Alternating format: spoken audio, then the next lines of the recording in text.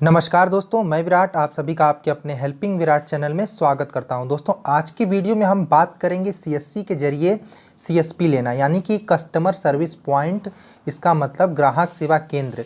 तो आपको इसमें क्या क्या डॉक्यूमेंट लगते हैं और इसका क्या क्या प्रोसेस है, सारा कुछ मैं आपको इस वीडियो में बताऊंगा।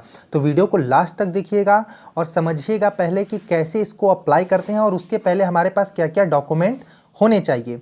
तो देखिए, यहाँ पे सिंपल अभी सीएससी का डैशबोर्ड यहाँ पे ओपन है और यहाँ पे चलिए पहले डॉक्यूमेंट की बात कर लेते हैं कि क्या क्या डॉक्यूमेंट लगेगा। उसके बाद मैं आपको अप्लाई के लिए बता दूंगा और उसके बाद आपको मैं बता दूंगा कि इसका प्रोसेस क्या है एक्सेप्ट होने का, फॉर्म को आईडी जनरेट होने का।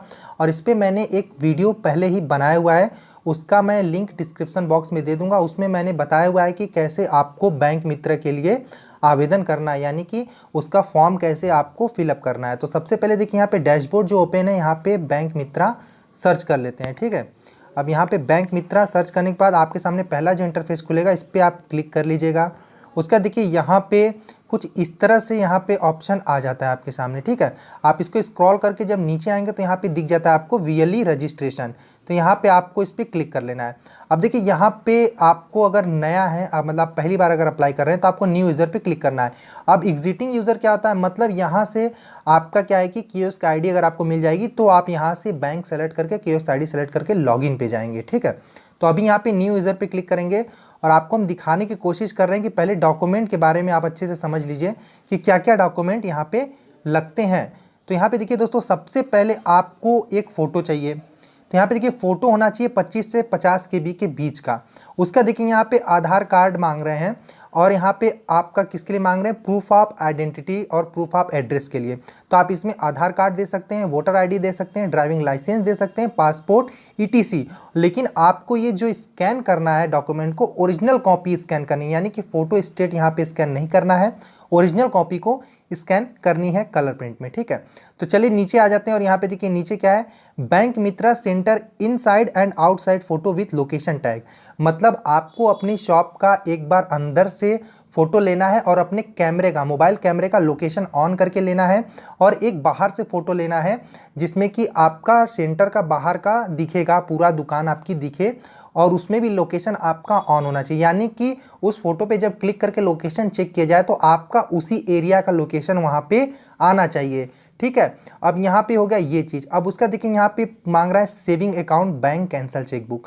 तो ये भी आपका सेविंग अकाउंट होना चाहिए, आपका कैंसल चेकबुक। आपका अगर करंट अकाउंट है तो भी चलेगा, अगर आपका सेविंग अकाउंट है तो भी चलेगा। तो यहाँ पे सेविंग अकाउंट आपका किस में चाहिए, 25 से 50 के बी, सॉरी 50 से 100 के बी के बीच में चाहिए।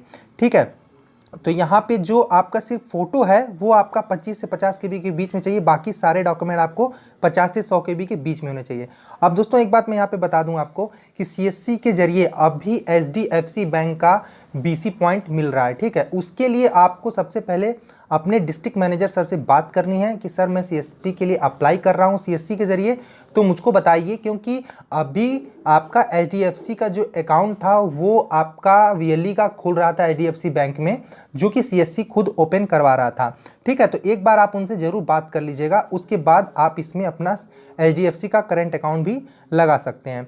ठीक, अब यहाँ पे देखिए आ गया नेक्स्ट, यहाँ पे आईआईबीएफ सर्टिफिकेट। तो आईआईबीएफ सर्टिफिकेट दोस्तों वो होता है कि अगर आपने आईआईबीएफ का एग्जाम दिया है और अगर सर्टिफिकेट भी आपके पास है तो आप इसमें अपलोड कर सकते हैं, ये भी इसमें अपलोड होता है, क्योंकि आईआईबीएफ सर्टिफिकेट एक ऐसा है कि इससे ये पता चलता है कि हाँ आपने बैंकिंग के बारे में कुछ नॉलेज प्राप्त की हुई है, मतलब आपको बैंक का कुछ नॉलेज है, इसलिए ये सर्टिफिकेट एक छोटा सा कोर्स है जिसका सर्टिफिकेट सीएससी के माध्यम से ही मिलता है। अगर आपको आईबीएफ का सर्टिफिकेट के लिए ऑनलाइन अप्लाई करना है तो वो भी आप इसी सीएससी में कर सकते हैं, उसका वीडियो भी मैं बनाया हूँ, उसका भी लिंक डिस्क्रिप्शन बॉक्स में दे दूंगा, वहाँ से आप सीएससी के जरिए आईआईबीएफ अप्लाई कर सकते हैं और उसका एग्ज़ाम दे सकते हैं।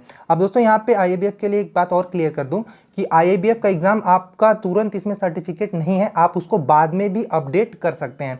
अब बाद में अपडेट कैसे कर सकते हैं, मतलब आपने अगर सीएसपी के लिए अप्लाई कर दिया है उसके बाद भी आप इसको बाद में अपडेट कर सकते हैं। तो दोस्तों यहाँ पे आप देखिए नीचे क्या है, पैन कार्ड। पैन कार्ड आपके पास होना चाहिए, ये तो सबके पास होता है, आपके पास भी होगा, क्योंकि आपने जब सीएससी के लिए रजिस्ट्रेशन किया होगा तो आपका पैन कार्ड आपके पास होगा। ठीक है, अब देखिए नो ऑब्जेक्शन सर्टिफिकेट, ये किसके लिए होता है, अगर आप किसी परमानेंट जॉब में या कहीं आप जॉब कर रहे हैं तो वहाँ से आपको एक एनओसी बनवानी पड़ती है, यानी कि नो, आपको यहाँ पे क्या लिखा है, नो ऑब्जेक्शन सर्टिफिकेट। तो ये एक एनओसी होती है। वैसे आप अगर सेंटर चला रहे हैं तो आपके पास तो सेंटर है तो दिक्कत नहीं है, ठीक है। इतना चीज़। अब इसमें देखिए एक चीज़ का जिक्र नहीं हुआ है, एक डॉक्यूमेंट का। वो डॉक्यूमेंट क्या है वो मैं आपको बता दे रहा हूँ। इसमें वो डॉक्यूमेंट है पुलिस सर्टिफिकेट, यानी पुलिस वेरिफिकेशन सर्टिफिकेट। वो भी आपका इसमें अपलोड होता है। वो कब अपलोड होता है, जब आप इसको, अगर आपके पास पहले से अगर आप इसको करवा लेंगे तो बहुत ही अच्छा है कि एक बार में सारा डॉक्यूमेंट आपका अपलोड हो जाएगा। जैसे IIBF का सर्टिफिकेट और पुलिस वेरिफिकेशन सर्टिफिकेट, ये दोनों को आप बाद में अपलोड कर सकते हैं, इसमें कोई दिक्कत नहीं है, आप इसको बाद में भी अपलोड कर सकते हैं। और यहाँ पे आपको जो पुलिस वेरिफिकेशन सर्टिफिकेट होता है वो अप्लाई के 15 दिन के अंदर आपको इसमें अपलोड करना होता है। अब देखिए इसमें प्रोसीजर क्या क्या है वो मैं आपको बता देता हूँ। तो देखिए यहाँ से आपको इसको आप कंटिन्यू कर देंगे तो यहाँ से अगर आपने अप्लाई नहीं किया होगा तो आपका यहाँ से फॉर्म खुल जाएगा। तो चलिए अभी कंटिन्यू पे क्लिक करते हैं। अब आपको मैं दिखाता हूँ कि यहाँ पे नेक्स्ट प्रोसेस यहाँ पे क्या खुलता है। तो देखिए यहाँ पे अभी क्या लिखा हुआ आ रहा है, ये मेरा सेंटर का है। यहाँ पे देखिए क्या लिखा हुआ आ रहा है, congratulation, verification is complete by state team and your application is send to bank for approval, we will contact you once bank will approve your application. तो दोस्तों यहाँ पे ये लिखा हुआ आ रहा है कि आपका जो वेरिफिकेशन है वो कंप्लीट हो गया स्टेट लेवल पे। स्टेट लेवल पे कौन किया है, ये आपका CSC के डिस्ट्रिक्ट मैनेजर, आपके जो एरिया के डिस्ट्रिक्ट मैनेजर हैं, उन्होंने इस फॉर्म को वेरीफाई कर दिया है। जैसे ही वो वेरीफाई करते हैं आपके पास इस तरह से नोटिफिकेशन आने लगेगा, ठीक है। अब क्या करना है कि आपको सारा डॉक्यूमेंट सही फिलअप करना है और अपने CSC डिस्ट्रिक्ट मैनेजर सर से एक बार बात करनी कि सर मैंने फॉर्म अप्लाई कर दिया है, आप इसको वेरीफाइड कर दीजिए। अगर आपका सारा डॉक्यूमेंट सही है, सब कुछ सही है, तो वो वेरीफाई कर देंगे। हाँ, एक बात है, वो हो सकता है कि आपसे CSC का ट्रांजैक्शन स्लिप मांग लें। जैसे कि आप CSC में लगातार काम कर रहे हैं, जैसे आप बिजली का बिल किसी का भरे हो तो उसका ट्रांजैक्शन स्लिप, या पैन कार्ड बनाए हो, या CSC DG पे का ट्रांजैक्शन, तो वो आप उनको मेल कर सकते हैं या उनके व्हाट्सएप पे भेज सकते हैं कि आप CSC में काम कर रहे हैं। इसलिए आप उनको ये बता सकते हैं कि जैसे मैं CSC में काम कर रहा हूँ, यानी कि मैं रेगुलर हूँ CSC में, मैंने आपका ID लेकर छोड़ा हुआ नहीं है, मतलब मैं काम कर रहा हूँ, इसलिए मुझे बैंक भी आप देने का, मतलब मेरा फॉर्म जो है बैंक का वो भी आप एक्सेप्ट करने का कृपा करें। तो वो यहाँ से फॉर्म को एक्सेप्ट जैसे ही करेंगे आपके पास ये नोटिफिकेशन आ जाएगा। अब इस नोटिफिकेशन के बाद आपका जो फॉर्म है वो चला जाता है बैंक के पास, ठीक है। अब यहाँ से बैंक के पास जाता है। अब आपको जैसे ही बैंक अप्रूवल करेगा, ठीक है, आपको जैसे ही बैंक अप्रूवल करेगा तो आपके पास मैसेज आ जाएगा, ठीक है। तो अब दूसरी बात क्या है कि आपको इसके लिए थोड़ा सा क्या करना पड़ेगा कि अपने CSC के जो DM सर हैं उनसे थोड़ा कांटेक्ट बना के रखना पड़ेगा, ठीक है। तो वहाँ पे आप थोड़ा जाएंगे, उनसे मिलेंगे भी, तो उनको बताएंगे हाँ ये चीज़ हो गया, तो वो आपको डीपली में प्रोसेस बताएंगे। इस तरह से आपको यूट्यूब पे बहुत सारा वीडियो मिल जाएगा कि यहाँ से ये नोटिफिकेशन दे दिया तो आपका बैंक अप्रूव हो गया, 100% मिलेगा।